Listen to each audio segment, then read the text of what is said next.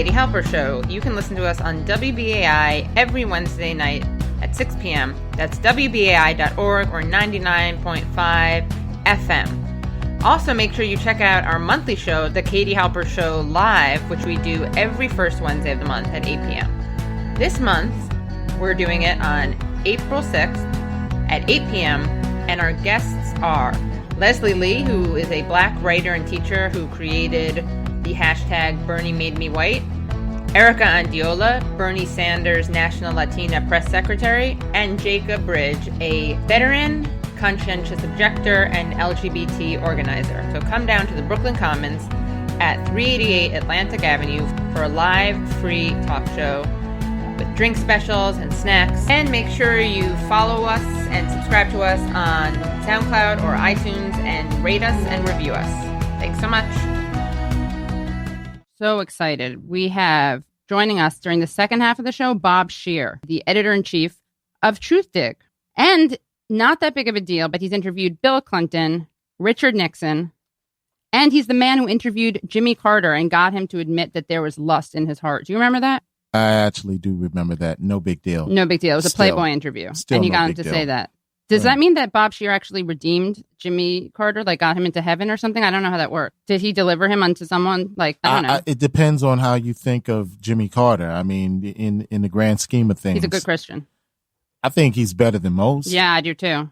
I mean, he made some mistakes, but I think that all in all, as a president, I think he did a lot more good than a lot of other presidents in the past 30 years. I would have to agree. Yeah. So, all right, Jimmy Carter, you're welcome. We just gave you a badge of Christianity straight from the Katie Halper Show, not just from the secular Jewess, but also from Reggie Johnson, was born a Christian at least. Well, yeah. Yeah. Not really practice, but I get what you're saying. Because you're on the Katie Halper Show, so obviously. We're going to start off the show by telling you a little bit about some breaking news. I don't know if you guys heard about this, but you guys know who Bernie Sanders is? I might have heard of him. By the way, we had his National Latina Press Secretary on last week, Erica Andiola. That's right. And next Wednesday, April 6th, we have our radio show like we always do, the Katie Halper Show, 6 p.m. to 7 p.m. But we also have our next live show. Remember last month we had a live show. It was a feminist debate on Bernie versus Hillary. Oh yeah, that's right. That's right. And this week, April 6th, we're going to have some special guests. Erica Andiola is going to be here in the flesh. We're going to talk to her about her life, about being undocumented, about her mother almost being deported, about what made her join the campaign in much more detail than we did last time. And we're going to have Leslie Lee III talk about this really funny hashtag on Twitter called Bernie Made Me White. Do you know about that? Yeah, what is that? All right, I'll tell you what happened. Ready? So here's the thing. You guys know that over the weekend, Bernie Sanders won some primaries in Washington State and Alaska and Hawaii? Yeah. Okay, you know that, right? Yeah. So what happened was CNN, a most trusted source in news, they very wonderfully framed his victories as an issue of just winning in white states, as he does, right? Because that's kind of his thing. Bernie Sanders wins in white states. Well, he's always been a white supremacist. He's always been a white supremacist, like his wife, to the fullest extent, right? He has always been white. In all fairness, he has always been white. That's been consistent. That's never changed. That has is never true. changed. That is true. You know, Hillary Clinton evolves on lots of things. You know what Bernie Sanders has not evolved on? What's that? Race, as in he's not changed his. Oh well, right. True. So get with it. Get woke, Bernie. True. Get woke and transition. Okay, but here's the deal. Ready? So there's a man named Leslie Lee III. He's a writer and English teacher from Baton Rouge, Louisiana. He lives in Yokohama, Japan. He got a little bit annoyed on Saturday when CNN attributed Sanders' landslide victories in Alaska, Hawaii, and Washington to basically the whitey McWhitey-ness of these states, right? So this is what CNN said, quote, "These caucus states, largely white and rural, are the types of places Sanders traditionally does well. In order to win the nomination, he must replicate the success in other more ethnically diverse states that hold primaries, as he did in Michigan last month. In theory, it's possible, but the reality is tough," end quote. That is true. It's really tough because you know why it's really tough? Why? Because actually none of that is true about the whiteness of those states. You want to know the truth about those states? Washington State is literally, I'm not making this up, the 7th most diverse state in the nation. I knew that. Okay. 2, if not 3 of the 5 most diverse counties in the country are found in Alaska. And CNN itself described Alaska as the most diverse place in America a couple months ago. And Hawaii stands out more than any other state, according to the Pew Research Center, when it comes to its racial and ethnic diversity. The Rainbow State has never had a white majority. In fact, non-Hispanic whites, the largest group in most states, account for only 23% of the population, according to 2013 census figures. So this inspired Mr. Lee, Leslie Lee, to start a very funny hashtag. And he tweeted, "Ever since I voted for Bernie, I've been binge watching Friends. Hashtag Bernie made me white." He's black. And of course, the people who are attacking Bernie called the guy who created the hashtag a tone-deaf white liberal, ignoring that the man who created the hashtag mocking the erasure of people of color among Bernie Sanders fans was actually black. So it worked. So the hashtag worked. It was show instead of tell, right? Like you couldn't pay these people to respond the way that they did. So we are going to be having Leslie Lee on our show next week. It's going to be very exciting. We're going to have a Bernie Made Me White special. So yeah. All right. So now we want to bring you some news about the Bernie Sanders campaign. First of all, some interesting news is that Bernie Sanders is not on the D.C. ballot after Democratic Party registration error. Story just broke today. And apparently the D.C. Democrats did not notify the D.C. Board of Elections until a day after the registration deadline of March 16th. So basically, as of now, the Clintons are fine and Freudian slip. Her name is on the ballot. Bernie Sanders' name is not. So we'll keep you informed about that story. That's just an interesting coincidence. I mean, I don't like to sound like a conspiracy theorist or a total loon, but, you know, it just gets harder and harder not to because of the way that things actually are in real life. So we are going to, and by the way, breaking news, I just got confirmation that Leslie will be joining us next week. So we are definitely doing this Bernie Made Me White special. Now, Gabe is here. Gabe, welcome. He's just come here. Sorry. What's going on, everybody? Hi, I'm here. That was seamless. No, I'm serious. That was a seamless intro. Hi, Gabe. How are you? Oh, I feel pretty good.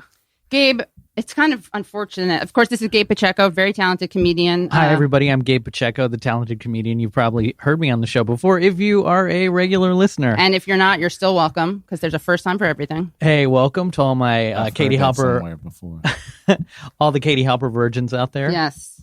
You're welcome. Even newborn, born-again virgins. You can leave the show, stop watching, and then come back, and you're a born-again virgin. Have a secondary virgin. That's what they call them. When you have the... when you've had sex, then you stop. Reconstructive surgery. Right. Reconstructive on your private parts. On your privates. On your PPs. Also, yeah, you can say that. Yeah. So you just missed the news that... oh, my God, you're from D.C. Were you responsible for this, Gabe? Because apparently Bernie Sanders, I'm not making this up, he's not on the D.C. ballot after Democratic Party registration errors. And I'm reading this from First Read, NBC. How can these errors not be rectified immediately? I mean, we live in a computer age, a technological age. I know. I don't know why we can't all just tweet our votes in. Yeah, we should tweet the vote. One man, one vote. One woman, one tweet. Person, one tweet. Just seriously, what is this? What is this? A DC voter filed a challenge against the Sanders campaign's registration. What? I don't even understand. This is a nightmare. A nightmare of democracy. But I don't know if you heard about this, but after Bernie won those states, then he wanted to have a debate in New York. And the Clinton campaign was very upset about that. And when I say very upset about that, I mean we have audio tape of Joel Benenson. He's a chief strategist for Hillary from Queens. I want you to know he's from Queens. And when he was asked on CNN on Monday if Hillary would do a debate that Bernie Sanders has been asking for, this is how he responded. Are we ready? Let's talk about New York. Bernie Sanders wants a debate here before the April primary. You going to agree to it? What was notable this weekend wasn't so much that, but in my mind was the Washington Post story with his own campaign talking about how they're poll testing more negative attacks on Hillary Clinton. They're talking about running harsher negatives now. Don't distract here, Joel. I think the real question is not whether we're going to debate. Why wouldn't you debate? Because I think the real question is what kind of campaign is Senator Sanders going to run going forward? This is a man who said he'd never run a negative ad, ever. He's now running them. They're now planning to run more. Let's see the tone of the campaign he wants to run before we get to any other questions. You guys, back in January, when there was this whole back and forth about debates, the Clinton campaign was open to more debates after that Flint debate was agreed to. Why not debate in New York? Because we agreed to debates up to a certain point. We're now out campaigning in these states. What's the risk? There's no risk. She's done very well in the debates. But Senator Sanders doesn't get to decide when we debate, particularly when he's running a very negative campaign against us. Let's see if he goes back to the kind of tone he said he was going to set early on. If he does that, then we'll talk about debates. But we're not going to talk about it. So no chance of a New York debate? I didn't say that. I said we're not going to talk about it. We're going to see what kind of tone he sets. If his campaign wants to run the kind of negative campaign and run negative negative ads like they did, that's going to be disappointing to a lot of Democrats who feel we have to start focusing on Republicans, whether it's Donald Trump or Ted Cruz, and about our differences so we win in November. That's what Democrats ought to be doing. That's what she's doing. So we just heard that, right? I just want everyone to be aware. What did we just hear Joel Benenson say? That's a call to what? Get in line, party unity, right? Let's have a little flashback to 2008. Hillary Clinton is running against Barack Obama. When she started losing, people want Hillary Clinton to do what Joel Benenson, her chief strategist, is asking of Bernie Sanders. They said, let Barry Hussein Obama run without distraction. Enough of you. My man Barack. Your man Barack. Joel Benenson, who's her chief strategist, is just saying, let's all get along. Let's focus on the Republicans, our common enemy. Totally reasonable, right? Let's have a little flashback, 2008 Hillary. I just believe that this is the most important job in the world. It's the toughest job in the world. You should be willing to campaign for every vote. You should be willing to debate anytime, anywhere. I think it's an interesting juxtaposition where we find ourselves. And, I have been willing to do all of that during the entire process. And people have been trying to push me out of this ever since Iowa. Less than 200 delegates separate us out of 4,400. No one has the nomination. Between my opponent and his camp and some in the media, there has been this urgency to end this. So I find it a bit of a mystery. We don't buy the party unity argument. Did everyone hear that? You don't buy the party unity argument? Okay, that's what she was just asked? I don't, because, again, I've been around long enough. My husband did not wrap up the nomination in 1992 until he won the California primary somewhere in the middle of June. Let's just listen to the contrast between what Joel Benenson is saying and what Hillary's saying. Ready? We have to start focusing on Republicans, whether it's Donald Trump or Ted Cruz, and about our differences so we win in November. That's what Democrats ought to be doing. That's what she's doing. We don't buy the party unity argument. I don't, because, again, I've been around long enough. We don't buy the party unity argument. I don't. We don't buy the party unity argument. I don't. We all remember Bobby Kennedy was assassinated in June in California. You guys understand what just happened? Do you remember this happened in 2008? She basically was like, look, my husband didn't win the nomination when he was running for president until June. That is also the month, coincidentally, that Bobby Kennedy was shot. And we have Barack Obama running, and he's black, and the Secret Service is on high alert. And I'm just saying, keep your eyes peeled. I'm not saying that it could happen. Yeah, she was saying it could happen. She wasn't, she wasn't like calling for it, but she was very much fear-mongering, right? And she had to apologize for this. Yeah. Do you remember this? I know. I don't remember this at all. I just thought that was like the way her brain was working to make an association between, she's like, I like this month. Also, this is the month that Bobby Kennedy was assassinated. Beware the Ides of June. Yeah, I had no idea what that was in context to. Thank you. Yeah, that was a big deal. People got really upset about it. Now, they have agreed to the debate. Do you know this? Breaking news. As of last night, they agreed that they will debate Bernie in New York City. Really? Okay, Joel Benenson, her chief strategist, who also said that Bernie's going to campaign like a Brooklynite and she's going to campaign like a senator. Like a Brooklyn brawler. Who says that as if it's an insult? And then he says, of course I'm kidding. I'm from Queens. No, you're not kidding. You were dissing him because we all know about the Queens-Brooklyn beef. I know that more than anyone else. I'm the product of a mixed marriage, Bronxian, Queensian. I know about interborough strife. So, Mr. Berenson, you owe us an apology. Good day, sir. He's not here, but that's what I'm saying to him. Now, what's interesting is that, as we just played, the reason that Joel Benenson said he's not going to debate him is because maybe if it changes his tone. Maybe if he changes his tone. If he wants to debate Secretary Clinton, he can change his tone. And I want to take a stroll down memory lane and listen to the tone that the Clintons were using when they ran against Obama. So this is 2008 after Obama won a primary. And Bill Clinton compares Obama winning South Carolina to Jesse Jackson winning South Carolina. Oh, and by the way, it's fair game, in my opinion, to talk about Bill Clinton because he stumps for her, she stumped for him, and she invokes him during debates. Jesse Jackson won South Carolina twice in 84 and 88. And he ran a good campaign, and Senator Obama's run a good campaign. Okay, that was Bill Clinton saying, yeah, Obama won. Guess who else won? Jesse Jackson. Okay. Yeah. Thanks for the free association. You got RFK coming from Hillary. You got Jesse Jackson coming from Clinton. All right. Now, this is Clinton on the radio afterwards being asked about his Jesse Jackson comments, which offended people. and whether they made certain black leaders back Obama instead of Clinton. Philadelphia's black political leaders came out early in support of Senator Clinton, but several have switched. And one was quoted as saying the turning point for her was during the South Carolina primary when you referenced Jesse Jackson and what she interpreted as marginalizing Obama as the black candidate. I mean, do you think that was a mistake, and would you do that again? No, I think that they played the race card on me. And we now know from memos from the campaign and everything that they plan to do it all along. Just a little reminder, Bill Clinton, because tone is so important to the Clintons, and Mr. Benenson as a surrogate and ambassador for Hillary Clinton, reminding people, before they agreed to the debate, the Clintons were saying that if Bernie Sanders wants to debate Clinton, then he better change his tone. So that was a little flashback. Let's hear what Bill Clinton said when he was asked by a reporter about referring to the race card. Let's hear what he says. You said that the Obama campaign was playing the race card on you. When did I say that? And to whom did I say it? On WHYY radio yesterday. No. That's not what I said. You always follow me around and play these little games. And I'm not going to play your games today. This is the day about Election Day. Go back and see what the question was and what my answer was. You have mischaracterized it to get another cheap story to divert the American people from the real urgent issues before us. So, should we do that? Should we just go back and see his question? One was quoted as saying the turning point for her was during the South Carolina primary when you referenced Jesse Jackson and what she interpreted as marginalizing Obama as the black candidate. Do you think that was a mistake, and would you do that again? I think that they played the race card on me. And we now know from memos from the campaign and everything that they plan to do it all along. That's what happens. When he's asked if he mentioned the race card, he says, no, I never said that. One final clip to explore the Clintonian tone. This is him talking in West Virginia in 2008. Ready? She won anyway because of people like you in places like this.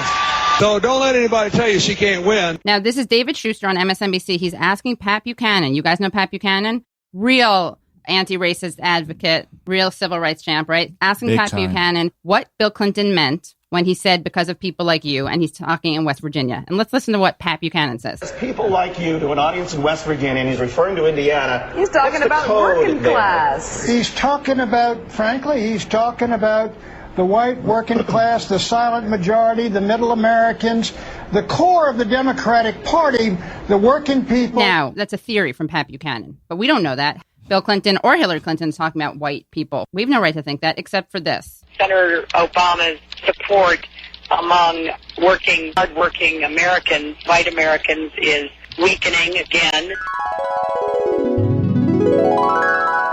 And that was our little stroll down memory lane with the Clintons, exploring the Clintonian tone that they called on Bernie Sanders to adopt. So Bernie Sanders, you better start changing your tone. I want a lot more dog whistle language. I want a lot more shots fired on a stealth level, passive-aggressive insults, a little fear-mongering. Just any uncomfortable assassination. Yeah. You got to give the Clintons credit because they have mastered the art of Jedi. Yeah, they have. And we're going to give them the Katie Halper Jedi Award. Speaking of Jedi, we are so happy to be joined by our guest, Bob Scheer. Are you there? I'm here. Hi, Bob. How are you? Not bad. What's up? What's up? Don't sound so excited. You're distracting all of us. Bob, I was listening to the show. It was doing fine without me. Oh, no. Well, it's about to go to 100, right? And Bob Scheer has been in journalism for ever? Is that technically the right starting Not date? quite a century yet. I'm having my 80th birthday. Oh, my gosh. When is it? You want to fly us out from the Katie Halper Show? Yeah, I used to listen to WBAI. It's good to know you're still around. Oh, Yeah. we're still here. 56 years and counting. Bob and I actually met on the Nation Cruise. It was great fun. Yeah. Bob was speaking. I was standing-upping, doing some stand-up. Bob, you've written a lot about the Clintons, but what was it like when you asked Jimmy Carter about the pureness in his heart? Did you expect him to open up about that? It does relate to the Clintons. Oh, okay. There's an old saying, never hustle a hustler. And so, I approached the Carter people about doing an interview for Playboy magazine. And why in the world would they do an interview with Playboy? Well, because it was the Democratic primary. And, this guy was running the first time, a long time, anybody from any party had run with religion on their sleeve. Certainly, that was not the norm. And Carter was, very clear that he was a born-again Christian and kept talking about his church and planes and all that. And it was scaring a lot of folks. And so they thought an interview in Playboy would be a good way to challenge that uptight image. When I asked him about that stuff, I thought his answer was very good. gave a frank view of Christianity that was open to speculation and thought. And, an individual had to get right with God, and he wasn't going to lecture everybody else. And the reason he talked about lust in his heart was to show that, hey, I'm like everybody else. I got these contradictions. I have to struggle with them. I thought it was a very good answer. Where I thought he was going to get in trouble, and he would have, except sex always dominates everything else, was when I asked him, would you get us in another Vietnam? Because after all, the Democrats have been very effective at getting us into unneeded wars. Right. And he was being a bit hawkish, And so I said, what kind of Democrat would you be? And he said, I would never get us into a Vietnam because I would never lie the way Lyndon Johnson did. Well, Lady Bird Johnson was waiting at the Dallas airport. I was on the plane with Carter, and when the interview came out, and it was very embarrassing to him. He had to apologize, and I thought that was the thing that was going to make news. Unfortunately, the media went for the prurient interest, right? And that was it. The question of lying us into war is very germane to the current election. Hillary Clinton is a hawk of the old Scoop Jackson side. It's interesting. She gets Madeleine Albright to tear apart young women who might like Bernie Sanders and said there's a special place in hell for women like that. Well, Madeleine Albright was a hawk of hawks with Scoop Jackson in the old days and Richard Pearl. And, she's an incredible warmonger. There's a special place in hell for people get us into unneeded wars. Is there a special place in hell for people who justify sanctions that kill how many kids in Iraq? When she said it was worth it. Yeah. So I think those issues I was raising with Jimmy Carter, and I raised with Bill Clinton when I interviewed him as well, are important. And with Bill Clinton, and it goes to Hillary, because I met her at that time. He was still governor, and I interviewed him for the Los Angeles Times, and they were going around the country talking about welfare reform, ending welfare as we know it. That was his, way of picking off Republican votes, he thought. And, that goes to the whole racism, because everybody assumed people on welfare were black. They weren't. A majority were white, of course. But that was the code language. And when I went down there to Arkansas to interview him for the LA Times, and he kept going on something called Project Success, and the great welfare reform they'd done, it was a phony. Never happened, and then he sold it to the country, and then he comes in as president, does his welfare reform, and that ended the, most effective federal poverty program we had. 70% of the people on welfare were children. That was all turned over to the tender mercies of the states, and it's been an absolute disaster. And, here's Hillary Clinton campaigning. She started out with the Children's Defense Fund and Madeleine, Wright Edelman and all that. Well, Peter Edelman, her husband, was in the Clinton administration. He resigned over welfare reform. Right. Said it was a disaster, and he's written a whole book about it.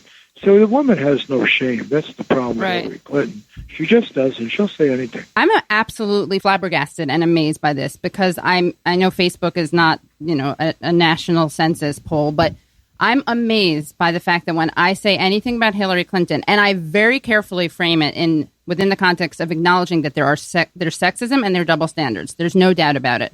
But also, it's sexist to totally infantilize Hillary as a victim of nothing more than circumstances and sexism and double standards. She's a person with agency. She's incredibly smart, and she's a successful politician. If I say anything about her, having already kind of conceded as a feminist that there is sexism in the world, and she is on the receiving end of that, if I say anything, I'm perpetuating the Lady Macbeth narrative. It's because of the tone you use. You're right. You're right. It's the tone. Let me ask you a question. Hillary started out as a Goldwater girl, right? And so what if she stayed as that kind of conservative? And by the way, Barry Goldwater looks pretty good compared to the current crop. But nonetheless, let's say she was one of these free market Goldwater types, which she basically is. That's why she's Democrat, centrist Democrat. Same thing. That's why she's so close to Wall Street and all the deregulation that they did under her husband and all that. But what has she been? Would people be saying don't attack her because she's a woman? I mean, were we not supposed to attack Margaret Thatcher? That's exactly what I say, Bob. Yeah. Great minds. Well, great it's all garbage. It's all garbage. But the fact is, she's not as good as Bill. She's not as good a liar. Yeah, Bill remembered where he came from, at least to some degree. And that's why he remains popular, because there is an authenticity. I'm not going to defend him. He did terrible things as president. But the fact of the matter is, at least, he comes from somewhere and talks about, that. And she doesn't. She's, not in touch. Even, I mean, God, why was she in trouble in Illinois? Why was that even close? Right. That's supposed to be our home base. Right. Corn-fed white state. Yeah. And, well, I actually don't think it's. We talked about this. We had a feminist debate a couple weeks ago at our live show that we do every month. We're doing the next one next Wednesday, April 6th. And we talked about this in her origins. I actually don't hold it against her that she started out for Goldwater. I kind of give credit to people who, unlike you and me, Bob, come from non-left families and come to it on their own. But I do think that there's a really important difference between her and Clinton in terms of, basically, I think he has set her up because he's a very gifted speaker, and he's so much better at smearing and making kind of coded statements in a way where you don't realize it as much. So when, I don't know if you remember, she said that during one of the debates, Hillary bragged that Henry Kissinger had said that she was one of the best secretaries of state that he remembered. Now, Bill Clinton also said that, but Bill Clinton said, Henry Kissinger, of all people, said she was one of the best secretaries of state she'd ever seen. Now, just that difference of Bill Clinton adding in the of all people, right, is so indicative, I think, of the way he masters language and connotation and meaning and subtlety. And Hillary just didn't use that like turn of phrase.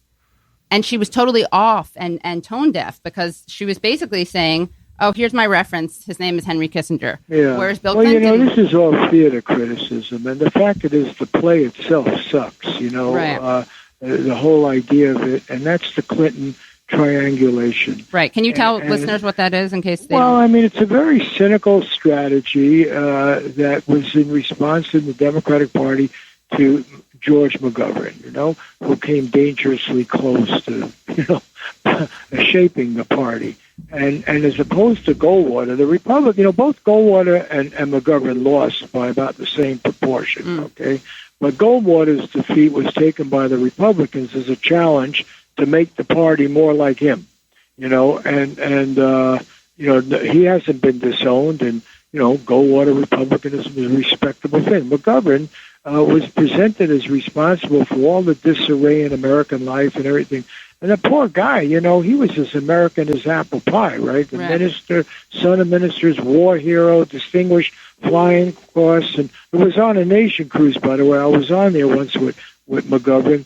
And I said to him, I said, here you let Nixon attack you as some kind of hippie, a peacenik. And I said, here was Nixon, was a parade guide, a guard in the war. He never saw combat. I said, you won the Distinguished Flying Cross. You did 50 missions over Germany. Why didn't you ever talk about your war record? And I'll never forget it. It was one of those cold nights going to Newfoundland on a cruise ship. Wow. And he looked at me and he said, it would have been unseemly. Right.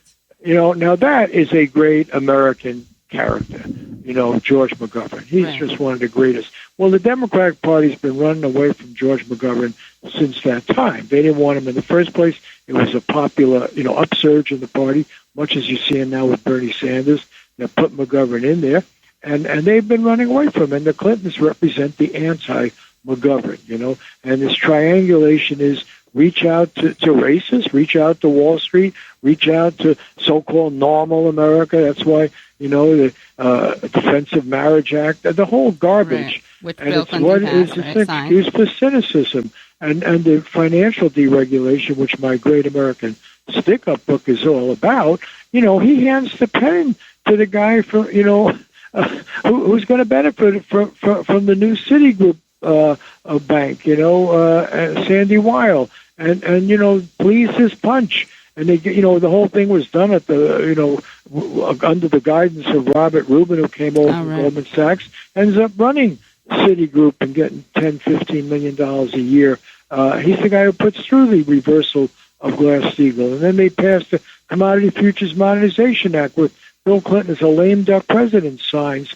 And that's the thing that deregulated, said there'll be no existing regulatory agency or law will apply to these new banking devices, the collateralized debt obligations and credit default swaps. Now, what do you think of the claim, speaking of all these things that the Clintons have done? Lately, I feel like people, when I say something about honesty in the Clintons, their response is, well, Bernie Sanders is dishonest because he's suggesting or he's implying that she's a puppet of Wall Street. He's implying that she has no integrity. So every politician lies, and what she's doing is no different. What would your response to that be? Oh, come on. My response is Bernie Sanders is far too kind in his treatment of Hillary. I mean, I respect the guy enormously. I think he's run a hell of a campaign. He's tapping into, a great deal of resentment that people feel about what's happening with the economy, and he's doing it in a progressive way as opposed to Trump, who's, doing it in a neo-fascist way. But the unhappiness is real and it's widespread. The system is not working for most people. Okay. And I think, however, if you can criticize Bernie Sanders, it's that he's too much the gentle soul. I mean, that one line in the campaign that really disappointed me when he gave her a pass on her email. Right. Here you enough about the damn emails. Yeah, here you got people going to jail for doing much less than Hillary Clinton did. I mean, or charges brought against him, dragging Bill Binney out of the shower after his 30 years working at the NSA, or Thomas Drake, or, John Kiriakou, who serves 2.5 years in prison for telling a New York Times reporter that this guy worked for the CIA who wasn't even undercover. And here's this woman takes the, high secrets of government, has the right to do it on her BlackBerry. If that had been done by any whistleblower, they'd be throw him in jail and throw away the key. Right. And I think Bernie Sanders made a big mistake on that. So if I had any criticism, he's being a bit soft on her, and I'm afraid he's going to pick up her hand at, the Democratic convention and say, okay, now let's move on to victory, because I don't think, Hillary Clinton is a progressive in any sense of the word. She's just not. And she and her husband, this triangulation, represented, this not just neoconservative foreign policy, but represented really a shameful betrayal of the whole FDR tradition of the party. Right. And that's why people like Robert Reich are critical of her. He's their schoolmate from Yale. He was their buddy. He was in the Clinton administration. An economist, right? So people always love to say that Bernie Sanders pie in the sky utopian. His ideas are good, but they're never going to work. And then you have Robert Reich. Well, the shame for that line, by the way, goes to the New York Times as much as anyone, and even Paul Krugman, who I've different points admired him. But but really, the New York Times editorially supported the reversal of Glass-Steagall, and not just on the editorial page, but in the news coverage. I go into that a lot in my book. They cheered it on, modernization, and they supported the Commodity Futures Modernization Act as well. They were with him on a lot of this stuff, and then to turn around and say, the Clintons understand economics. When they made the alliance with Phil Gramm, they made the alliance with the Republicans in the Senate that gutted the whole New Deal controls. And then to say Bernie Sanders, who's been a consistent voice in controlling greed, he is the inheritor of FDR. Right. This is the guy. It's passed down, I think the attacks on him, the trivialization, whether it's from Chris Matthews, who I was just watching on the MSNBC. I was looking for who owns it, right? I forget the name. Who owns MSNBC? Comcast.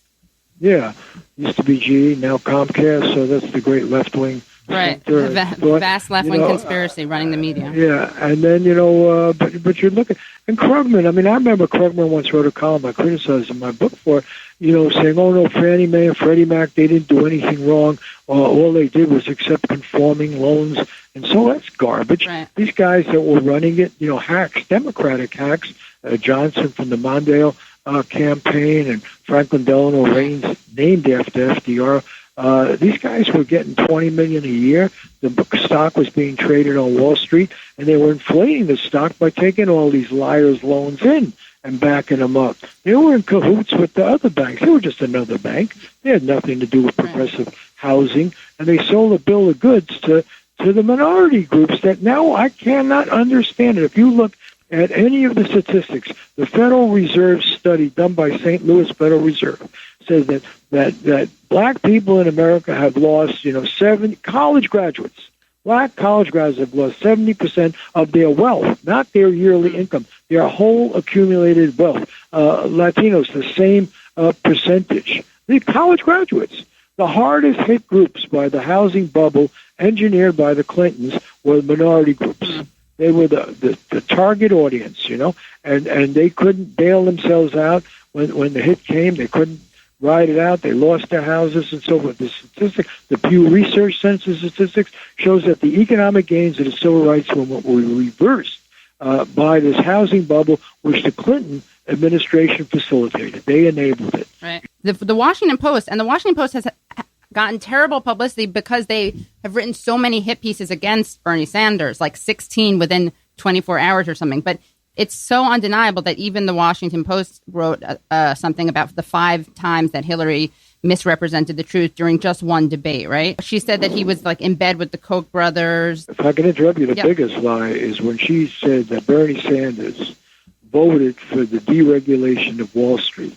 Yes. She was referring to the thing I brought up before, and it was Bill Clinton after the 2000 election. He's now a lame duck president, and he signed off on the Commodity Futures Modernization Act. Section 3 of that act says that none of the collateralized debt obligations or credit default swaps, all that junk that costs trillions of dollars to ordinary people around the world, none of it would be regulated by any existing regulatory agency or any existing law. So it gives a blank check to all that. She blames that on Bernie Sanders. Why did Bernie Sanders vote for it? Because everybody in the bloody house voted for it, or the government would have been shut down. Ron Paul didn't, by the way. There were 4 votes against it, okay? Yeah. Bernie Sanders voted because it was an omnibus bill. He was against the specific language, but they were all intimidated. You got to vote for this, or everything, the veterans won't get their benefits and people won't get their checks and so forth. She knew that, and she knew it was her husband's bill. Right. Yeah, with a straight face. She just blames it on him. What about the auto bailout when she said he voted against giving the money that wound up in the auto industry? Remember that one? The same deal. And the thing is that she knows she's lying. She's a bright woman. Right. And she knows that her advisors, my goodness, the people who wrote that deregulation legislation are her key advisors. Right. Working for her. Look at Podesta, her. What was Podesta originally? He was a lobbyist with his brother. He's now the head of her campaign. And they favored all of this stuff. It's astounding. The what distortion. About the thing that she said about Nancy Reagan and the thing she said about Bernie Sanders, where was my opponent when I was fighting for health care? Were those gaffes? I don't understand them. The Nancy Reagan thing being, Nancy and Ronald starting the conversation on AIDS. What was that? Well, okay, maybe I gave it too much credit. That was an act of extreme stupidity and ignorance. Right? I mean, was it, though? Was she just tired? I honestly don't understand. No, I think that's just not one of the issues that she's dialed up lately, It wasn't one of her talking points. Right, but so didn't they prep she's for what just she was not, say she's not someone who really cared actively during the AIDS crisis.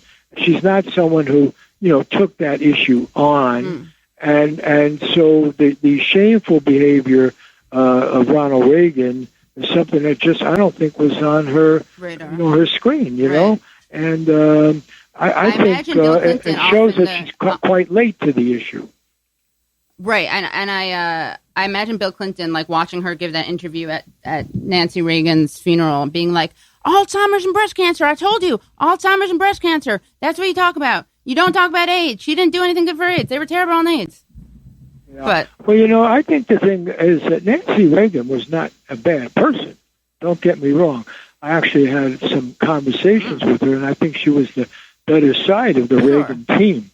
And I do think if she was going to be honest about it, it was Nancy Reagan who, after, some of her friends in Hollywood was stricken by AIDS, she had a more human, if that's what she wanted to talk about, she could have talked about that a little bit. She didn't have as much blood on her hands as Ronald Reagan because he spoke about it for the first time 5 years after his diagnosis. Yeah, and I do think she was one of those tugging on his sleeve. Right, sure. Saying, hey, some of my best friends are dying here. Right. Well, Bob, thank you so much. Come back next time you're in New York. Come into the studio. We'll have a live show. People can find you on Twitter at Robert_Scheer, correct? I don't know. But who knows? Whatever. Find me at Truth Dig. Truth Dig. Yeah, Truth Dig very easily. I'm there all the time, along with Chris Hedges and a lot of other good people. Oh, yeah. So, and guys, we're going to see you next week, and we will see you at our radio show and our live show at 8 p.m. at the Brooklyn Commons, 388 Atlantic Avenue. It'll be live streamed, too. Thank you so much again, Bob Scheer, and we will see you next week. Check us out on iTunes, SoundCloud, all over the world. It's the Katie Halper Show. See you next week. Bye.